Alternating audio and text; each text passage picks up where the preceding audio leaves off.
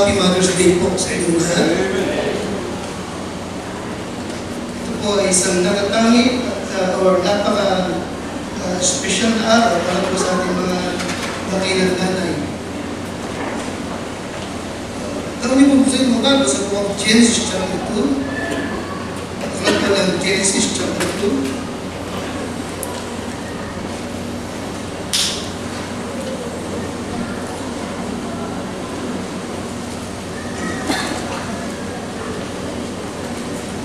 Mga taga-Angeles na rin ba? Genesis chapter 2. Surprise ako na makita ko si Sister Beth. Si Beth? Sa loob. Umuwi siya dahil Mother's Day. Para kay Nanay Alfonso, umuwi alam yung anak. Napaka-impression mo sa kanya, diba? Genesis chapter 2. Kung kayo pindaryan na ay ating pumupusahin at halinin na from verse number 18 hanggang number 25. Genesis chapter 2, verse number 18 and number 25.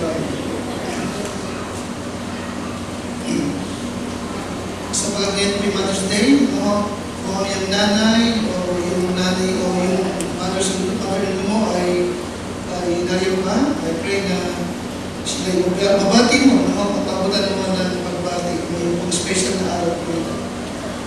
Verse 18-25, magkaroon tayo ng tayo ng basa, number 18. And the Lord God said, "It is not good that the man should be alone. I will make him an help meet for him."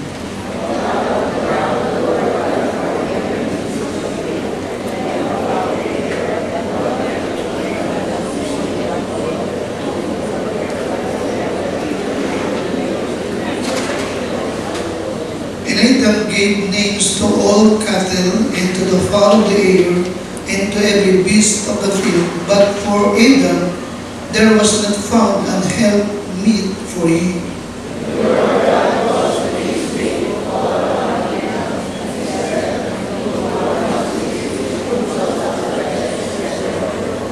And the rib which the Lord God had taken from man made he a woman and brought her unto the man.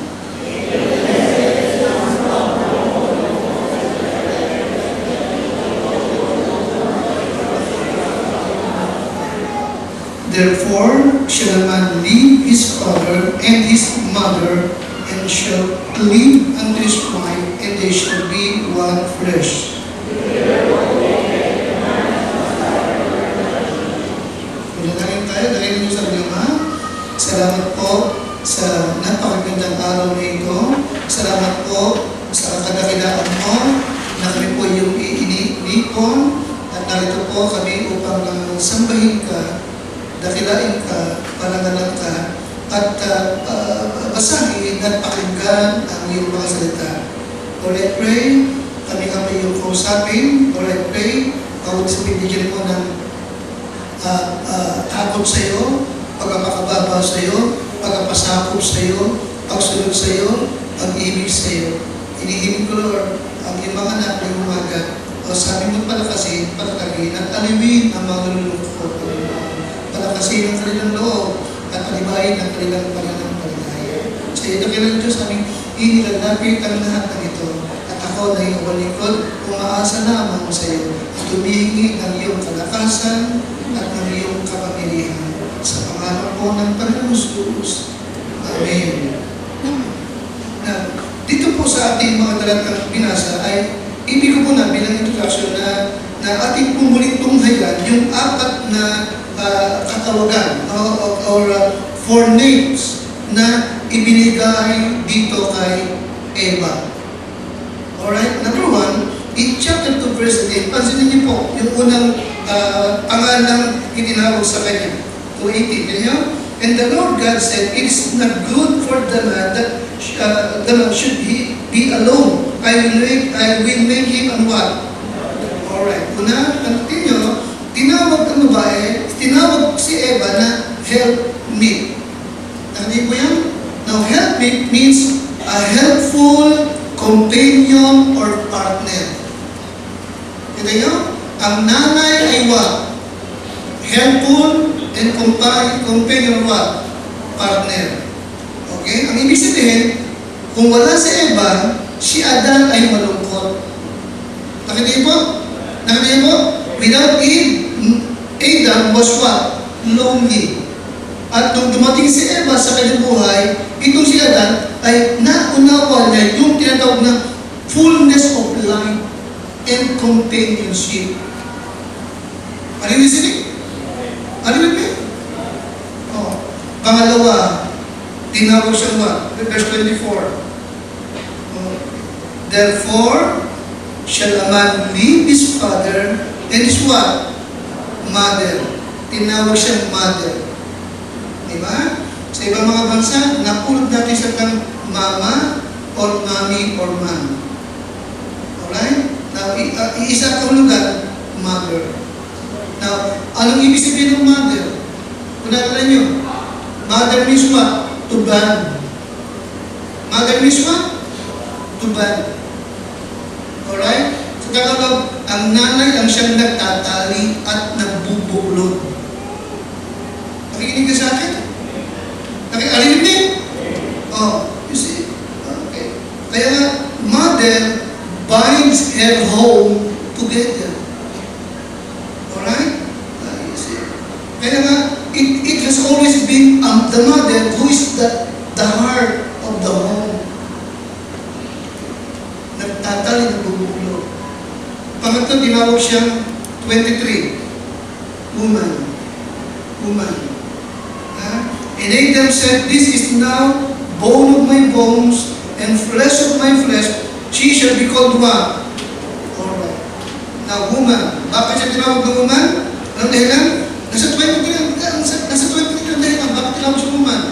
Okay. Sabagan siya galing sa lalaki. Kaya nyo? And Adam said, this now bone of my bone and flesh of my flesh. Okay, she shall be called woman because she was what? Taken out of the man. Okay? Hinugod siya mula sa lalaki. Alright? Pero, dinusin mo, but the exact what? Bagamat galing siya sa lalaki, but she is the exact what? Opposite. Ang lalaki na pinanggalingan, malakas. Pero yung babae ng galing, sa lalaki, mahina, opposite. Nakikinig ka sa akin? Amen? Yung lalaki pinanggalingan, matapang. Pero yung babae nang galing sa lalaki, nervous. Lagi may nervous. Ayun, iba naman. Opposite. Alright. Yung lalaki pinanggalingan, bukas na yan. Yung lalaki, yung babae nang galing sa lalaki, ayun na. Gawin mo na. Bakit ka sa buko? Gawin. Opposite. Kaya positive and practice ba to? Practice kayo ng ganyan. Positive and ayun, mas kayo. Mother's Day.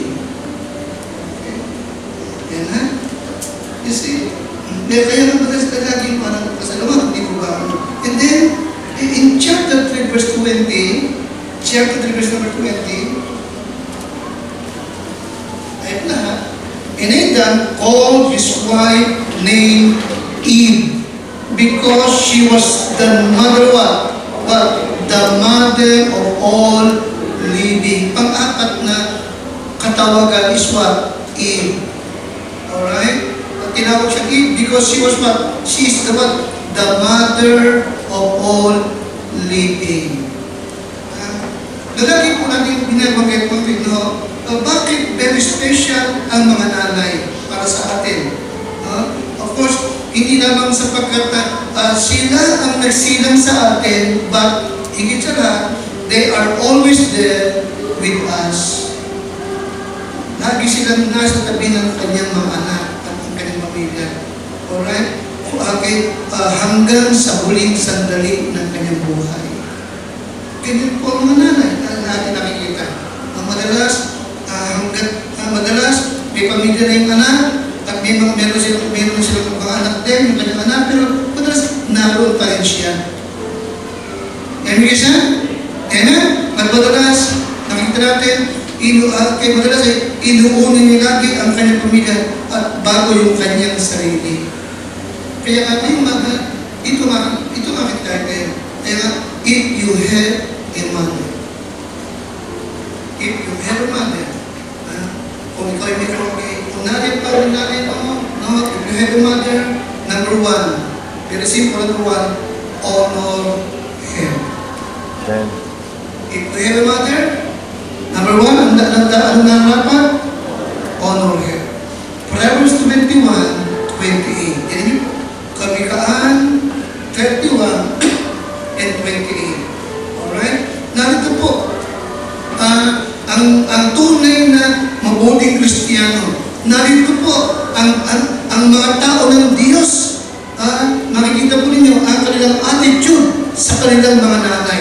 Proverbs 31 and 28 tayo lahat. Her children arise up and call her what?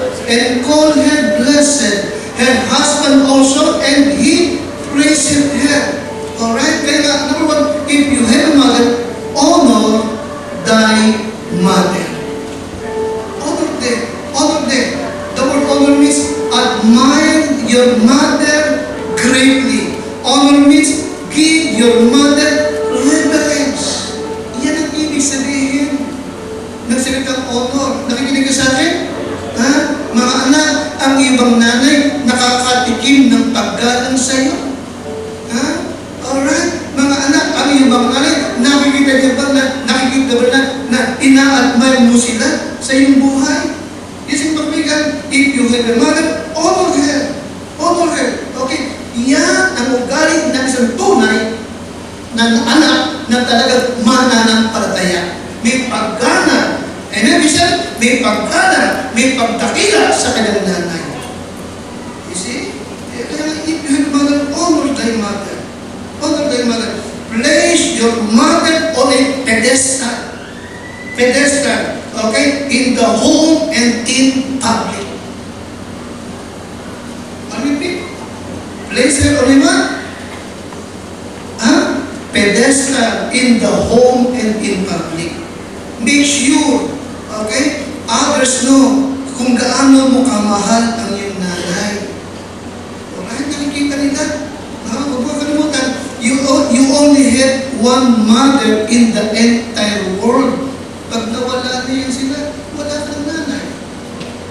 Nakikinig ba sa akin? Kaya if you have a mother, ano dapat? Honor her. Honor her. Okay? Mga anak, be careful how you treat your mother. Be careful. Mag-iingat ka. Paano mo itrato sila? Paano mo siya kausapin? Paano mo siya pakitunguhan? Maliwanag ba? Huwag kalimutan. Kahit pa may pamilya ka ng sarili, tatanda mo lagi, hindi mawawala ang paggalang mo sa kanya. Maliwanag ba? Maliwanag ba? Kahit maging presidente ka pa, napanta mo si Bongbong. Okay? Maging presidente ka pa ng anumang kumpanya. Okay? Maging barangay captain ka man, maging kagawad ka man, honor your mother. Maliwanag ba? Maliwanag ba? Hindi tataas ang paggalang mo kaysa kanino man. Mukibali ba sa iyong nanay?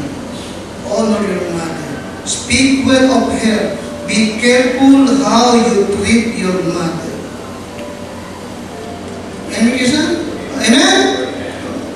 Ay ako, makakadinig ako ng mga nanay na napapaiyak ng kanyang anak. Ay ako, makakadinig ako ng mga nanay na kung pagsalitaan ng kanyang anak ay parang yung nanay pa anang galing sa kanyang anak. Hindi yung para sa atin. Liwanag ba? Tayo mga nakakilala sa Panginoon, alright, marunong tayo, alam natin kung paano natin dapat tratuhin ang ating mga ina. If you have a mother, honor her. Tignan niyo po, yung opinion ng Diyos patungkol sa nanay. Okay, Kalikaan, chapter 30 and verse 17.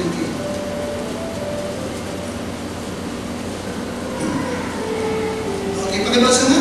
Tagalog. Pakibasa nga. Ang mata na tumutuya sa kanyang ama at humahawak ng pagsunod sa kanyang ina. Pasin na po yan. Okay. Ano sa King James siya? The eyes that what? Market. Okay? Okay. The eyes that market. Ano yung eyes that market? Ito yung, ito po yung minsan pagka kinakausap ng nanay, tumakalikot, tapos titirik-tirik ang mata. Ganun ka ba? Ganun ka ba? Kinakausap ka na yung mata mo. Yan ang ibig sabihin nun. Ibig sabihin nun. Okay? Tinitirikan mo siya ng mata kasi yung puso mo masama sa kanya. Alright? Ano sa Lord? Ang mata that market, okay? Sa kanyang ama at humahamak sa pagsunod sa kanyang ina. Tutukain ito ng mga uwak sa libis at kakanin ito ng mga inakay na agila. Yan ang pili ng Diyos sa mga anak na walang paggalang sa kanyang ina. Yan po yun. Okay? Parang pinapakita niya na may malaking kalamidad na namatay itong bata ito na humahawak sa kanyang magulang at lutang-lutang siya doon sa dagat, no? Ano yung kinakain na siya ng makuha. Nakikinig ka sa akin? Arinig niyo? Ito po yun. Okay? Kaya nga, if you have a mother, honor the mother. Alright? Again, ulitin ko, no? Just ipakita mo nga yun. Make sure others know. Pakibasa nga, be careful how you talk to her. Alright? Tingnan mo din, paano mo kausapin ng magulang mo? Paano mo siya pakitunguhan? Alright? Okay, kaya nga, speak well of her. Alright? Okay? Maging maingat ka kung paano mo siya kausapin. At naging maingat ka rin kapag ka binabagit mo sa ibang tao ang tungkol sa nanay mo. Speak well of her. Alright? And make sure others know kung gaano mo kamahal ang iyong nanay. Huwag mong kalimutan, you only have one mother in the entire world. Honor her. Honor her. Okay, secondly, if you have a mother, love her. Love her. Ang sabi ng Ephesians 5:25, husband, love your wives. Even as Christ also loved the church and gave himself for it. Love your wife. Now, ibig ko sabihin, para sa mga anak, if you have a mother, pakalakas, love her. Love her. Love your mom. Ibigin mo siya. Alright? Ibigin mo siya. Love her verbally. Love her verbally. Ano ibig sabihin? Say it. Kung talagang iniibig mo ang nanay mo, sabihin mo. Sabihin mo. And then, ipakita mo, love her, okay, verbally, say it and show it. Sabihin mo at ipakita mo. Alright? Bihira yan ang anak ang nagsasalita ng I love you, Mami. I love you, Nana. Pero hindi dapat. Sapagkat ang turo sa atin ng Bible ay yung salitang yung salitang affectionate. Ibig sabihin affectionate, mag-iilim ka. Kung nagmamahal ka, sinasabi mo. Kung nagmamahal ka, ipinakikita mo. Kaya nga, this morning, if you have a mother, love her. Love her verbally. Love her verbally. No? Okay? Don't forget. Tatlong bagay, ibig ko sabihin, okay, love her verbally, alright? Okay, because your moms need to hear it. Secondly, your children need to hear it. Pangatlo, your spouses need to hear it. Alright? Okay, bakit mo dapat ibigin ng nanay mo verbally? Una-una, mahalaga yun. Mahalaga, ito yung napapakinggan mismo ng iyong nanay. Okay? Ngayon, kung may pamilya ka na, may mga anak ka, mahalaga din na yung mga anak mo, nadidinig nila kung gaano mo kamahal ang nanay mo. Nakikinig ka sa akin? Nakikinig ka sa akin? Huwag niyo kalimutan, ang mga anak mo, ginagaya ka lang. Yung ikinikilos mo, yung sinasabi mo, ikikilos din at sasabihin nila. Yung iniibig mo, iibigin din nila. Yung iginagala mo, igagalang din nila. Ano yung sabihin ko? Amen? Natututo sila sa iyo. Okay? Kaya nga kung mahal mo, yung nanay mo nga, mahalin din niya ng kanyang ng mga anak mo. Okay? Your mom needs it. Ano yung pangalawa? Your children also needs it. Okay? Yung pag-ibig mo, yung pag-respeto mo. Doon magkakalimutan, may mga batang na pinunood ka at talagang susundan nila yung halimbawa nakita sa iyo. Okay? And pangatlo, sino na kailangan makarinig nun? Your spouse.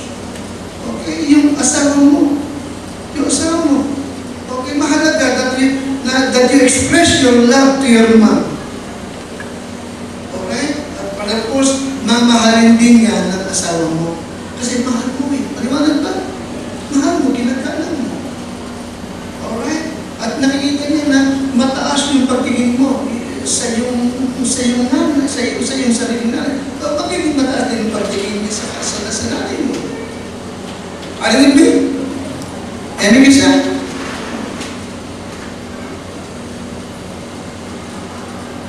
Kristiyano naman tayo, hindi ito pagseselosa ng partner mo.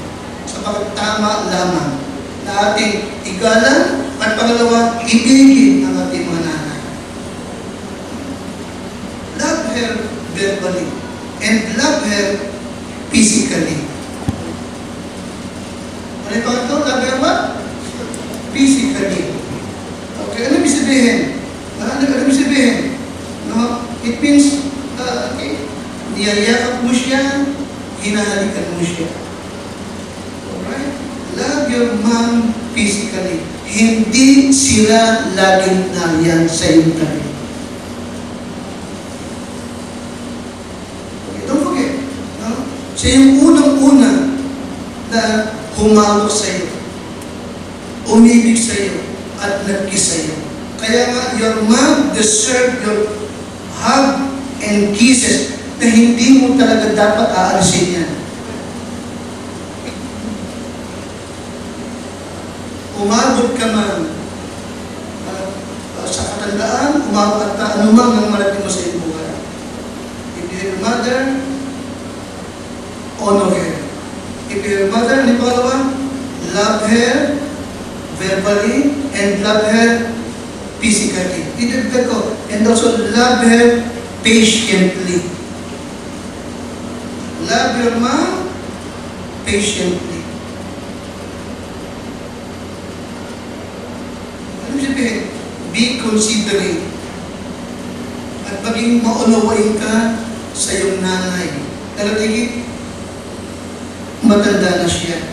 May mga pagkakataon na nalulungkot yan, natatakot yan, dinenervous yan, at may mga pagkakataon, tama lang na, naghahanap siya ng atensyon ng mga anak niya na dating inaalagaan niya, kapiling niya, kalong niya, ngayon may mga pamilya na.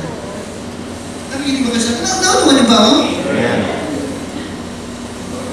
Normal lang yan. Normal lang yan. Tama lang yan. Kaya nga tayo, ngayong Mother's Day, ito pa yung special day para sa ating mga nanay. Kaya nga, yes, honor her, love her, okay? At ibigin mo siya patiently. Alright? Huwag natin kakalimutan, no? Na noong mga nakaraang panahon na maliliit pa kayo, ha? Alright, nandiyan ang mga nanay nyo na matiyaga sa inyo, amen? Matiyaga sa inyo, kinakalong kayo, inaakay kayo. Inuunawa kayo, kinakampihan kayo. Normal lamang na ngayong malaki na kayo at siya'y maganda, may naandyan pa rin kayo, naandyan rin naman kayo para sa kanya. Love her patiently, maging magiling, maging mapagmahal sa inyong mga nanay. and love her generously. Love your mom generously. Now, hindi yung ibig sabihin na nagbabayad kayo, binabayaran niyo yung ginawa sa inyo, hindi naman ito ibig sabihin. Okay? Ito pagsabi, it's about acknowledging, pagkilala sa mga nanay na umili at naging mapagsakripisyo araw-araw sa inyo. Talagang pinisakripisyo naman tayo. Amen. Amen. Pwede mo sabihin na hindi ka aabot sa ganyang kalalagay kung walang nanay na nagsakripisyo at nagmahal para sa iyo. Love your mom generously. Amen? Ako personally, natutuwa ako pag yung mga anak ko, nakikita ko nagregalo sa aking pin, natutuwa ako. Kahit tanong nyo sa kanila, dahil may nabagay, baka na sige, kahit wag na ako, si mami na lang ang yun. Kasi mayaman naman ako eh. Ay, nag-benefit din ako. Masaya na ako. Makita ko lang sila sa mami nila na gano'n. We need to love her unselfishly and generously. Kung gaano sa pagkat sila rin naging generous at mapagmahal sa atin. Amen? Kaya if you have a mother, ano yung number one? Number one? Pangalawas, honor her. Igagalang mo siya. Put her in a pedestal. Okay? Alright, then let others know na ikaw'y mapagmahal sa iyong nanay. May isa, huwag mo ikakahiya. Huwag kang nahihiya. Walang iyang anak lang yung nahihiyang kasabay ang anak at ang nanay pagkagalakan. Walang iyang ano sila. Kaya hindi naman eh. Amen? Amen? Mas gusto nga natin iyakap sila, hawak sila eh. Diba? Love her. Okay. Kung talagang love mo mami mo, sabihin mo, I love you, ma'am. I miss you, ma'am. Okay. Then, love her patiently and generously. Number 3, remember her. Remember her. Proverbs 31 and number 10. Proverbs 31 and number 10.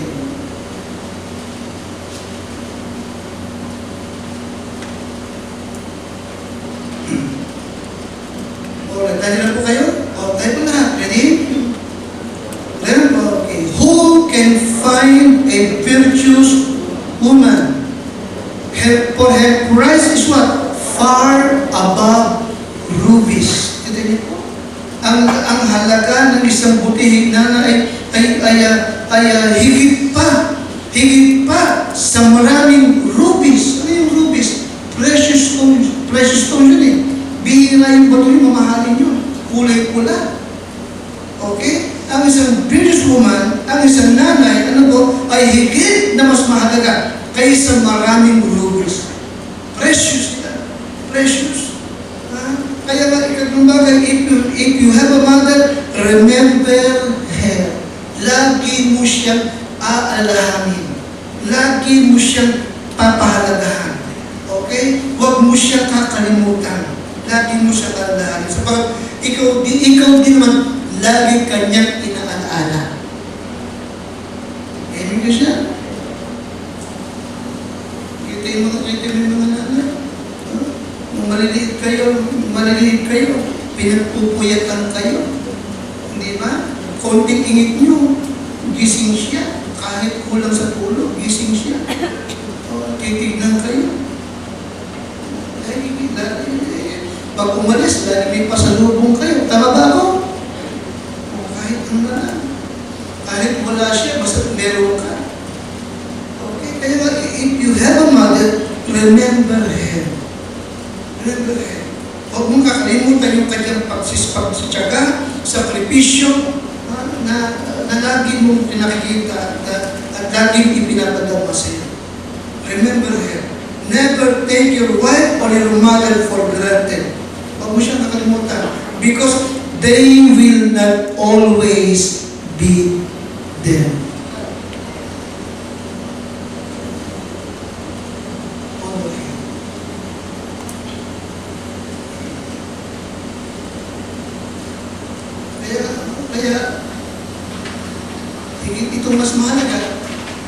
kaysa bulaklak, kaysa araw na ibigay sa'yo. Higit ito mas mahalaga kaysa sa magandang musileyong ipapagawa mo sa kanya pag wala na siya. Anong halaga nun? Wala na siya. Diba? Hindi niya makikita yun, hindi niya maranasan yun. Okay, kaya hanggat nandyan pa sila, malakas pa, kapili mo pa, nayayakap mo pa, nahalikan mo pa, ipaabot mo mahal mo siya, at ipadama mo mahal mo siya, ipadama mo at ipakita mo mahalaga siya sa buhay. Remember him. Okay? Okay, Proverbs 15:20. Tingin po, Kawikaan 15 and verse number 20.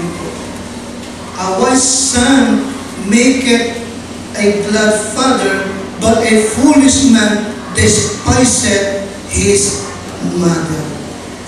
Okay? Huwag mo siyang pawawalan halaga. Huwag mo siyang babaliwalain. Maliwanag ba? Wow.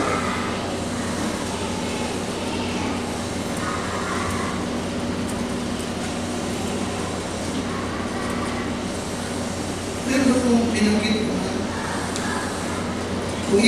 Kung ibig mo mapaligaya ang iyong nanay, ibig mo mapaligaya ang nanay mo, kausapin mo siya. Kung ibig mo mapaligaya ang tatay mo, pakinggan mo siya.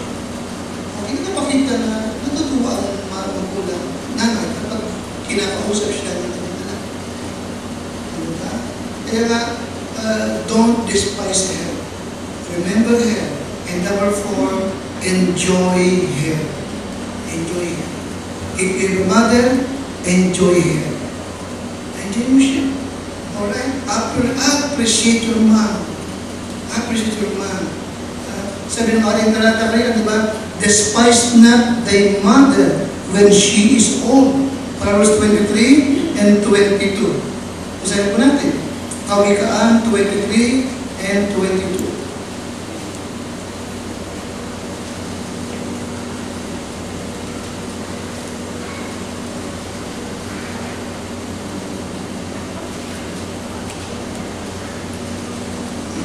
Nakatingin po? Sa English Bible, despise not thy mother when she is old. Sa Tagalog, dinggin mo ang iyong ama na naging anak ka. At huwag mong hamakin ang iyong ina kung siya'y what? Kung siya'y matanda na. Okay? Despise not thy mother when she is old. Enjoy her. Honor her. Love her. Amen? Remember her. And number 4 is what? Enjoy her. Make every day with her a special day. Huwag lang yung gantong araw. Huwag lang yung gantong araw. Okay? Again, kasi hindi natin alam kung hanggang kailan natin sila makakapiling. Amen? Kaya hanggang nagyan po sila, kahit sila matanda na, enjoy your mom. Enjoy your mom. Okay? Enjoy her. Take care of her. At be kind. Okay? Maging mabuti ka lagi sa iyong nanay. Amen? Alamin mo kung anong gusto niya. Kung kaya pa naman, ibigay mo. Paliwanag ba? Paliwanag ba? Patigit sa lahat. Higit sa lahat, ibig niyang makita, unang-una, mahal mo siya. Amen? At hindi nawawala ang iyong paggalang sa kanya. Liwanag ba? Amen? At lagi mo siyang inaalaala at naalaala. Higit sa lahat, number 4 is what?